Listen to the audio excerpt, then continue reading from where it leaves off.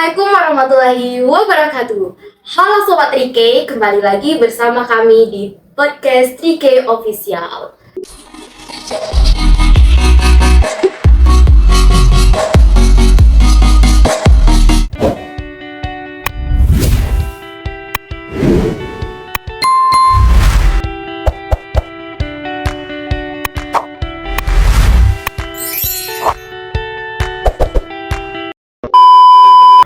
Kesempatan kali ini kita akan membahas topik yang sangat menarik sekali nih, apalagi untuk kita yang sedang PLK nih guys, yaitu kita akan membahas tentang urgensi komunikasi dan TIK dalam proses pendidikan.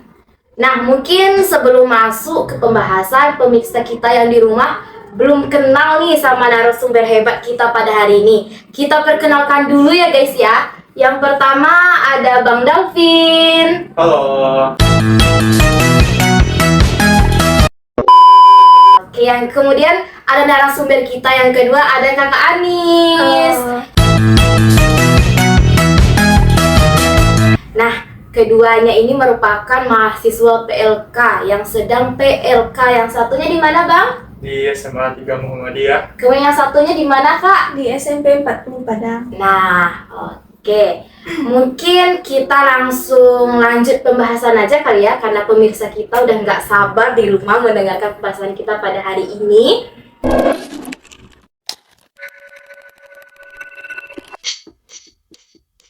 Looking at mirror. Now tell me who's the fairest? Is it you? Is it you? Is it me? Is it me? Say it's us. Say it's us. And I'll agree, baby. Jump in the Cadillac. Girls, put some. Nah, menurut kalian nih guys, mengapa komunikasi itu penting dalam proses pendidikan, terutama dalam konteks humas nih? Mungkin dari siapa dulu, Bang, Kak? Ini akan dijawab oleh Saudari Anis dulu. Oh, boleh, dari Saudari Anis.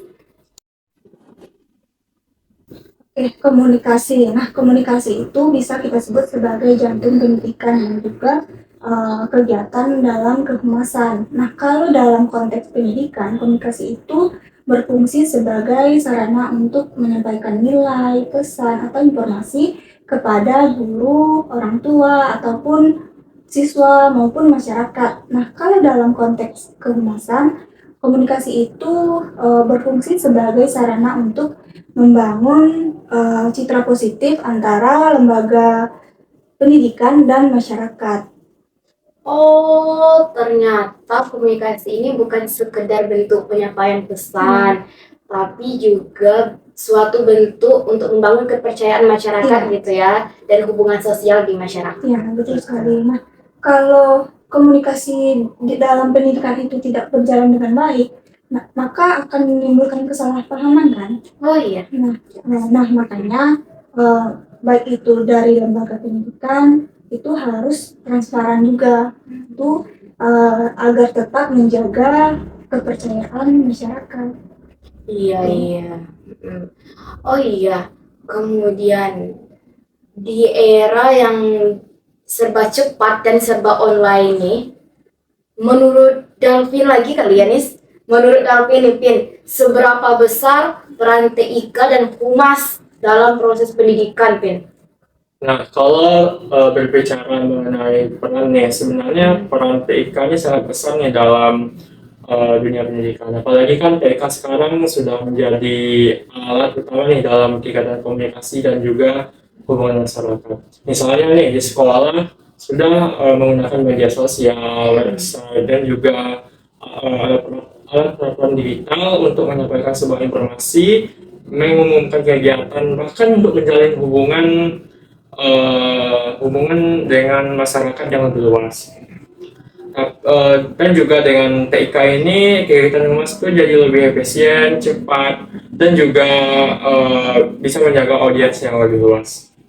Iya, betul sekali sih, apalagi di zaman sekarang kan di sekolah-sekolah udah memakai IG, apalagi nantinya pas penerimaan siswa baru kan banyak langsung Serba telepon online ya. gitu kan. Iya. Kemudian Kalau kita kaji-kaji nih ya, di sekolah itu kan menyebar informasinya, misalnya ada kegiatan A nih, berlomba-lomba gak sih masukin kegiatannya di story-story IG gitu kan, jadi masyarakat lebih tahu gitu kan kegiatan-kegiatan positif gitu. Iya, itu tadi merupakan yang Ina ngomong tadi merupakan salah satu beberapa contoh tuh dari penerapan TIK dalam dunia dalam dalam hubungan masyarakat dalam dunia pendidikan. Dan juga selain itu seperti promosi dan juga publikasi, TIK juga membantu membangun engagement ya dengan siswa, orang tua dan juga masyarakat. Nah, namun penggunaannya harus tetap etis dan profesional supaya pesan yang disampaikan itu mencerminkan nilai-nilai yang positif nih bagi lembaga pendidikan. Iya sih, apalagi kalau di SMP 40 dan ini ada grup parenting gitu gak sih? Iya. Jadi tiap pulang cepat, nanti dikasih kabar melalui grup kan. Nah, itu tadi penyampaian informasi antara guru maupun dengan orang tua gitu. Iya, kemudian juga kan sekarang ada program Smart Surau kan, harus scan-scan barcode itu sebagai absen kan sekarang. Selfie kan. Apa? Masuk Iya. ke aplikasinya. Nah, tapi sebenarnya di balik kemudahan dan dunia yang serba digital ini, tentunya setiap apapun pasti ada tantangan. Yes. Ya kan? Kira-kira menurut kalian berdua nih, tantangan terbesar apa dalam penerapan TIK di dunia digital ini, dalam proses pendidikan ini? Mulai dari siapa dulu mungkin? Mungkin menurut aku sih tantangannya mungkin dalam sisi anak-anak ya, dari anak SMP atau masih sekolah gitu. Itu tantangannya sih anak-anak tuh berfokus ke gadget mereka. Mereka lupa untuk belajar gitu. Jadi mereka terlalu fokus untuk bersosial media. Gitu. Iya kan, apalagi TikTok gitu ya kan. Lagi TikTok. Tuh, kalau Mbak Darvin gimana, Ben? Mungkin kalau menurut saya ya, kalau kita lihat dari sisi TIK itu tantangan utamanya adalah literasi digital. Nah, kenapa saya menyebutkan tantangan utamanya adalah literasi digital? Karena masih banyak guru dan staf hubungan masyarakat tuh yang belum terbiasa nih untuk menggunakan teknologi untuk membangun komunikasi publik. Dan juga selain itu tidak semua daerah nih punya akses internet yang memadai. Jadi peningkatan pelatihan TIK itu dan pemerataan infrastruktur itu sangat dibutuhkan nih untuk mempercepat hubungan masyarakat dalam pendidikan. Iya, betul sekali. Karena nggak semua daerah itu jaringannya kuat gitu ya. Oke, kemudian apa sih harapan kalian untuk kedepannya gitu dengan zaman yang semakin berkembang? Gimana harapan kalian terhadap di era digital ini terhadap TIK ini dalam proses pendidikan? Oke, mungkin dari aku ya, pengguna media sosial ini menggunakan media sosialnya untuk kegiatan yang positif, dan juga kalau mungkin tuntutan TIK tadi mungkin di sekolah juga diterapkan, itu siswanya menggunakannya untuk kegiatan untuk sekolah mereka, bukan untuk main TikTok di sekolah gitu. Iya. Itu termasuk menyimpang menggunakan media sosial. Kalau dari saya masih melihatnya dari sisi TIK nih. Mungkin harapan saya berharap dengan teknologi ini supaya teknologi informasi komunikasi itu bisa menjangkau nih di daerah yang lebih luas, supaya dengan TIK ini komunikasi itu bisa berjalan dengan baik dan juga lebih cepat nih untuk menjangkau masyarakat lebih luas supaya bisa menciptakan lingkungan yang lebih baik lagi.